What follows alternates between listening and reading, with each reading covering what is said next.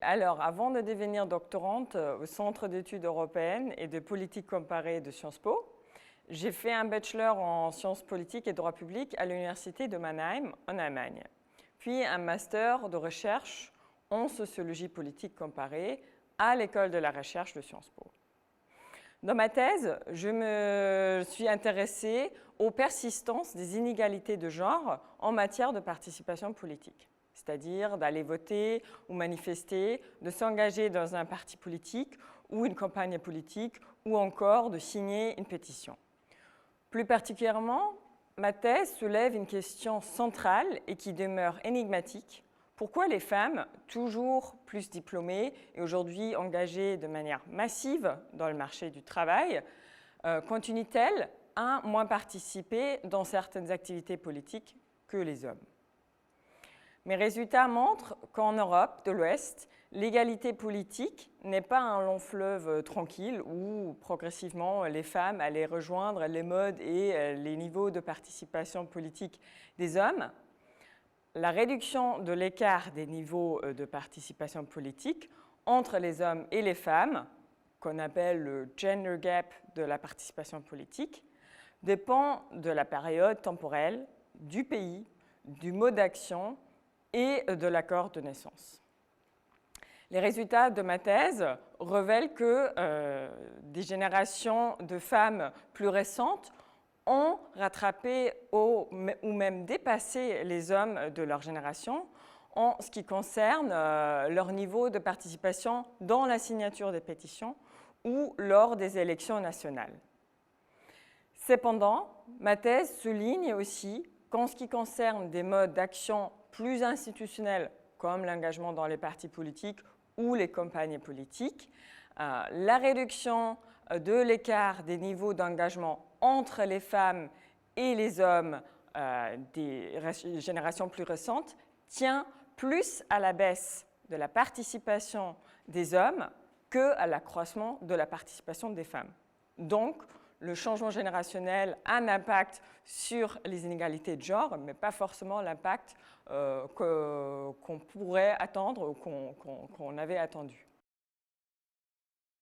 En ce moment, je me concentre sur différents projets de publication en lien avec mon travail de thèse pour faire connaître et discuter les résultats de mes recherches. Je voudrais surtout continuer à renouveler le débat sur les inégalités de genre dans la participation politique, qui sont beaucoup plus complexes et hétérogènes que ce que l'on a pu le penser jusqu'à maintenant. En parallèle, j'ai également commencé un postdoctorat à Sciences Po Bordeaux, plus particulièrement au centre Émile Durkheim. Bien que j'ai commencé très tôt à m'intéresser au sujet des inégalités de genre dans l'engagement politique durant mes années de licence en Allemagne, c'est grâce au master de recherche en sociologie politique comparée à Sciences Po que j'ai pu vraiment approfondir mes connaissances sur le comportement politique, les études comparatives et de genre. Dans ce master, beaucoup de chercheurs et chercheuses du CE y ont enseigné. Et donc, lorsque j'ai eu l'opportunité de faire ma formation doctorale à Sciences Po, c'était assez évident pour moi de poursuivre mes recherches au sein du CE et travailler aux côtés et avec des chercheurs et des chercheuses qui m'ont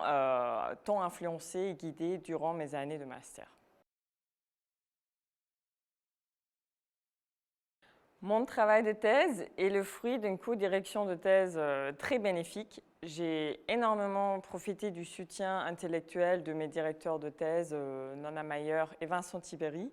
qui m'ont toujours incité à me confronter à des lectures et études aussi diverses que variées,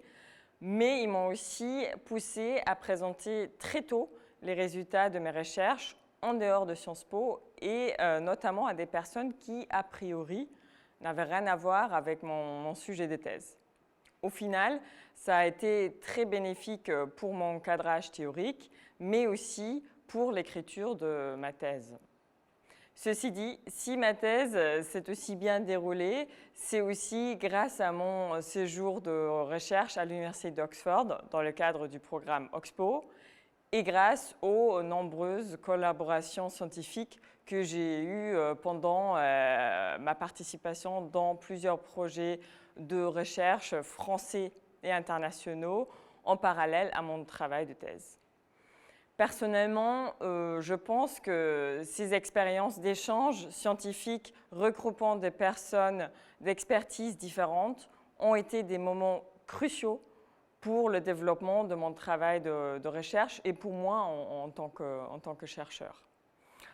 Enfin, l'enseignement des cours de méthodologie et de sciences politiques a également constitué une partie importante de mes activités depuis le début de ma thèse en 2015. Mais je dirais qu'enseigner